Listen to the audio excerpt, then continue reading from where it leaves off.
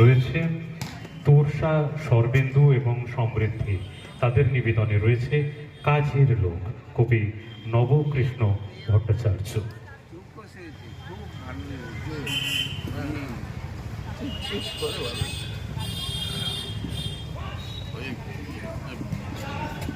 আজ 8ই নভেম্বর, এই দিনে আমরা এই অনুষ্ঠানের আয়োজন।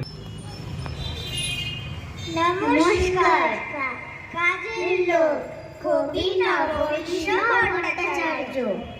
মৌমাছি মৌমাছি, কোথা যাও নাচি নাচি, দাঁড়াও না একবার ভাই।